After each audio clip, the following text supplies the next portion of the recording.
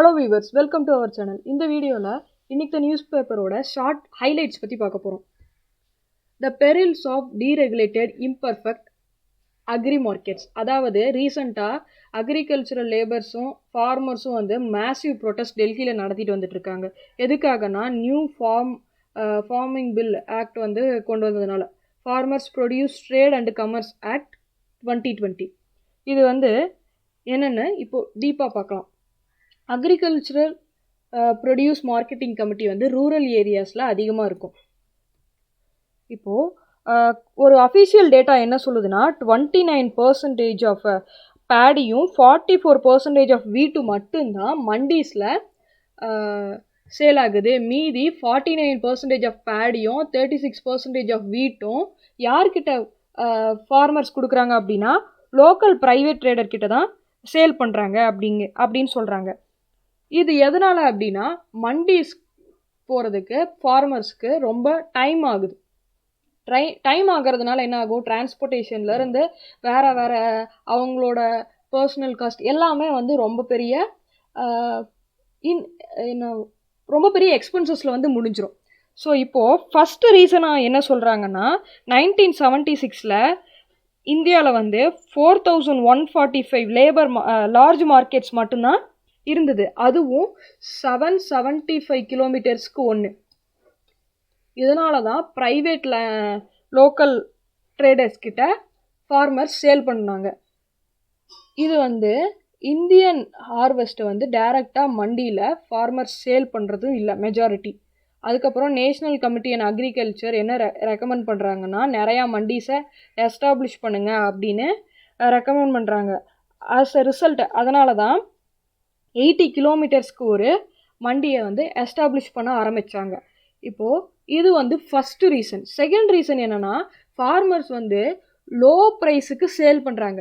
ஏன்னா அவங்க ஒரு பிளேஸ்லேருந்து இன்னொரு பிளேஸுக்கு அவங்களோட ப்ராடக்டை விற்க போகும்போது, அந்த மண்டிக்கு விற்க போகும்போது அவங்களுக்கு டிரான்ஸ்போர்ட்டேஷன் காஸ்ட் ரொம்ப இன்க்ரீஸ் ஆகுது. ஏன்னா அவங்களோட கூட்ஸை தூக்கிட்டு போகிறதுக்காக ஒரு ஆட்டோ வேணும், அப்புறம் அந்த மூட்டையை இறக்கி போடுறதுக்கு ஒரு ஆள்கள் வேணும். இதனால் டிரான்ஸ்போர்ட்டேஷன் காஸ்ட் ரொம்ப இன்க்ரீஸ் ஆகுது. அதனால் ப்ரைவேட் ட்ரேடர்ஸ்க்கே அவங்க லோ இன்கம்க்கு விற்றுட்டு போயிடுறாங்க. இதனால் அவங்களுக்கு ரொம்ப பெரிய லாஸ். அது மட்டும் இல்லாமல் இப்போ மண்டி டேக்ஸஸ் எதுக்காக போடுறாங்கன்னா மண்டியோட இன்ஃப்ராஸ்ட்ரக்சரை இன்க்ரீஸ் பண்ணுறதுக்காக மண்டி டேக்ஸஸ் போடுறாங்க. ஆனால் இது வந்து நிறையா பீப்புளுக்கு அவேராக இருக்கிறது இல்லை. இது வந்து ஒரு வேஸ்ட்டுன்னு நினைக்கிறாங்க. அதனால தான் ப்ரைவேட் ட்ரேடர்ஸ்க்கு அவங்களோட ப்ராடக்ட்ஸை சேல் பண்ணிடுறாங்க. பஞ்சாப் கவர்மெண்ட் என்ன பண்ணுறாங்கன்னா மண்டி ரெவன்யூ போர்டு வந்து போட்டிருக்காங்க. அதில் என்ன சொல்கிறாங்கன்னா இந்த மண்டி ரெவன்யூ, அதாவது மண்டி டேக்ஸை வச்சு தான் அவங்க ரூரல் ரோட்ஸ் கன்ஸ்ட்ரக்ட் பண்ணுறாங்க, மெடிக்கல் அண்ட் வெட்டினரி டிஸ்பென்சரிஸை வந்து ரன் பண்ணிட்டு வராங்க, ட்ரிங்கிங் வாட்டர் சப்ளை பண்ணுறாங்க, சானிடேஷனை இம்ப்ரூவ் பண்ணுறதுக்கும் இந்த மண்டி டேக்ஸஸ் தான் யூஸ் பண்ணுறாங்க. அது மட்டும் இல்லாமல் ஏதாச்சும் நேச்சுரல் கலாமிட்டிஸ் அக்கர் ஆயிடுச்சுன்னா அந்த டைமில் ஃபார்மர்ஸ்க்கு ஒரு ரிலீஃப் கொடுப்பாங்க. அந்த ரிலீஃபை கூட மண்டி டேக்ஸஸ்லேருந்து தான் எடுக்கிறாங்க. இந்த மண்டி டேக்ஸஸை அவங்க என்னவா சார்ஜ் பண்ணுறாங்கன்னா மார்க்கெட் கமிட்டி ஃபீயும் ரூரல் டெவலப்மெண்ட் ஃபீயும் அப்படின்னு மண்டி டேக்ஸஸை சொல்லி அவங்க அங்கேருந்து டேக்ஸ் கலெக்ட் பண்ணுறாங்க. இதனால் ஃபார்மர்ஸ் மண்டிக்கு போகிறதுக்கு ரொம்பவும் பயப்படுறாங்க. இதுக்கான என்னென்ன ஸ்டெப்ஸ் எடுக்கணும் அப்படின்னா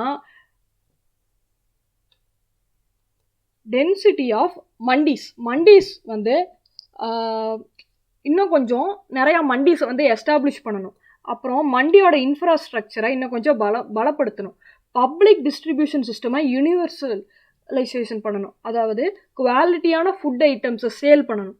அப்புறம் எல்லா ட்ரேடர்ஸ், அதாவது ப்ரைவேட் ட்ரேடர்ஸ்க்கு என்ன பண்ணணும்னா லைசன்ஸ் கொடுக்கணும். அப்புறம் இதோட இன்னும் ஒரு கொடுமை என்னென்னா ஃபார்மர்ஸ் வந்து ஒரு குவிண்டாலுக்கு 200 - 500 ருபீஸ் வந்து லாஸ் ஆகுறாங்க. அது மட்டும் இல்லாமல் மினிமம் சப்போர்ட் ப்ரைஸ் வந்து 50%க்கு மேலே அவங்களுக்கு கிடைக்கிறதில்ல. ஸோ கவர்மெண்ட் வந்து இந்த ஸ்டெப்ஸ் எடுத்தால் தான் ஃபார்மர்ஸ்க்கு வந்து ஒரு நல்ல தொகை கிடைக்கும், அவங்களும் கொஞ்சம் நல்ல லைஃப்பில் வாழ முடியும். A misguided policy that cuts deep into patient safety. இதில் என்ன சொல்கிறாங்கன்னா, இப்போ ரீசெண்டாக ஆயுர்வேத கிராஜுவேட்ஸை சர்ஜரிக்கு இன்வால்வ் பண்ணலாம் அப்படின்னு சொல்கிறாங்க. ஆனால் ஒரு மெடிக்கல் ஃபீல்டில் இருக்கணும், ஒரு மெடிக்கலில் பேசிக் ப்ராக்டிஸ் என்னென்னா சேஃப்டி தான் ஒரு மெடிக்கல் ரெக்குவயர்மெண்ட்டில் முக்கியமானது. இப்போது ஆயுர்வேதா கிராஜுவேட்ஸை சர்ஜரிக்கு இன்வால்வ் பண்ணுறது கண்டிப்பாக தவறு அப்படின்னு சொல்கிறாங்க. ஏன்னா இவங்களுக்கு அவ்வளோவா ப்ராக்டிஸ் கிடையாது. ஒரு லேர்னர் வந்து எப்பயுமே ஒரு எக்ஸ்பர்ட்னால கைட் பண்ணிக்கிட்டே இருக்கணும். இப்போது சேஃப் பர்ஃபார்மன்ஸ் ஒரு போஸ்ட் கிராஜுவேட் ஸ்டூடெண்ட்னால மட்டும்தான் நம்பர் ஆஃப் டைம்ஸ் அவங்க ட்ரெயின் ஆகி அதுக்கப்புறம் தனியாக ஒரு சர்ஜரி பண்ண முடியும். இப்போது ஒரு பேஷண்ட் வராங்கன்னா அவங்களுக்கு சர்ஜரி பண்ணணுமா பண்ணக்கூடாதா அப்படிங்கிற ஒரு கிளினிக்கல் ஜட்ஜ்மெண்ட் தெரியணும். இப்போது யூஎஸ்ஏல ஒரு டேட்டா ரிப்போர்ட் வந்து சொல்லியிருக்கு. என்ன சொல்லியிருக்குன்னா, ஒரு இயருக்கு 4000 சர்ஜிக்கல் எரர்ஸ் நடக்குது அப்படின்னு. இந்த consumer protection act central government introduce பண்ணது என்ன சொல்லுதுன்னா, இந்த கன்சியூமர் ப்ரொடக்ஷன் ஆக்ட்னால தான் high quality health care initiative நடந்துட்டு வந்துட்டு இருக்கு அப்படின்னு சொல்லுது. இப்போது ஒரு குட் நாலேஜபிள் பர்சன்னால் மட்டும்தான் ஒரு ப்ராப்ளமை கரெக்டாக சால்வ் பண்ண முடியும். இப்போது ஒரு ஆவரேஜ் மெடிக்கல் ஸ்டூடெண்ட்டோ யூஜி படித்த ஒரு மெடிக்கல் ஸ்டூடெண்ட்டாக இருந்தாலும் அவங்களுக்கு அந்த டிசீஸ்னால் என்ன, அந்த டிசீஸ் எதனால் அக்கர் ஆகுது அப்படிங்கிற ஒரு பேசிக் ஐடியா மட்டும்தான் கிடைக்கும். ஒரு போஸ்ட் கிராஜுவேட் ஸ்டூடெண்ட்னால் மட்டும்தான் கரெக்டாக நம்பர் ஆஃப் டைம்ஸ் ட்ரைனிங்கும் சர்ஜரிக்கும் அவங்க வந்து ஒரு எலிஜிபிலிட்டியாக இருப்பாங்க. ஆனால் இந்த இடத்துல ஆயுர்வேதா வந்து அவ்வளோ ட்ரைனிங் பண்ணியிருக்க மாட்டாங்க. இந்த ஆயுர்வேதா எதுக்காக சூஸ் பண்ணுறாங்க அப்படின்னு இந்த ஆர்டிக்கிளில் சொல்கிறாங்கன்னா, பர்சன் வந்து புவராக இருந்தாங்கன்னா அவங்க நார்மல் மெடிக்கலுக்கு வந்து போக முடியாது. ஸோ அதனால் ஆயுர்வேதா அவங்க ப்ரிஃபேர் பண்ணுறாங்க அப்படின்னு சொல்கிறாங்க. இப்போது கரெக்டான சர்ஜிக்கல் ட்ரைனிங் இல்லாமல் ஒரு ஆயுர்வேதா ஸ்டூடெண்ட் பர்ஃபார்ம் பண்ணாங்கன்னா அது தௌசண்ட்ஸ் ஆஃப் பீப்புளுக்கு வந்து பீப்புளோட லைஃப் வந்து ஹார்மாக போயிடும். இப்போது ஒரு மெடிக்கல் ஸ்டூடெண்ட்னாலேயே ஒரு வெல் ட்ரெயின் இல்லாமல் அவங்களால ஒரு சர்ஜரி பண்ண முடியாது. நியூமரஸ் டைம்ஸ் வந்து அவங்க ட்ரைனிங் கொடுத்துருப்பாங்க. அதுக்கப்புறம் தான் அவங்க தனியாக ஒரு சர்ஜரிக்கே போக முடியும். ஆனால் ஆயுர்வேதா ஸ்டூடெண்ட்டு ட்ரைனிங் அப்படின்னா என்னென்ன பண்ணாமல் ஒரு சர்ஜரிக்கு போகிறது கண்டிப்பாக தௌசண்ட்ஸ் ஆஃப் பீப்புளுக்கு மேலேயே ஒரு ரொம்ப பெரிய ஹார்மை கொடுக்கும். இதுக்காக என்ன ஸ்டெப்ஸ் எடுக்கணும்னா, மெடிக்கல் காலேஜஸை இன்க்ரீஸ் பண்ணணும். எதுக்காகனா ஒரு சேஃப் அண்ட் எஃபெக்டிவ் பாலிசியை இம்ப்ளிமெண்ட் பண்ணுறதுக்காக.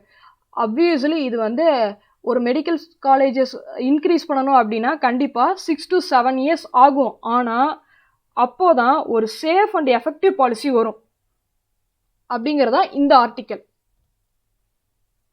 Cross border terror biggest challenge for SCO region. SCO region அப்படின்னா சங்காய் கோஆப்ரேஷன் ஆர்கனைசேஷன். இதில் India, Russia, Pakistan, China and other 4 central Asian countries participate பண்ணியிருக்காங்க. இந்த விர்ச்சுவல் மீட் ஆன்லைன் மீட் எப்போ நடந்துச்சுன்னா நேற்று நடந்துச்சு. யார் அட்டன் பண்ணாங்கன்னா வைஸ் பிரசிடெண்ட் வெங்கையா நாயுடு.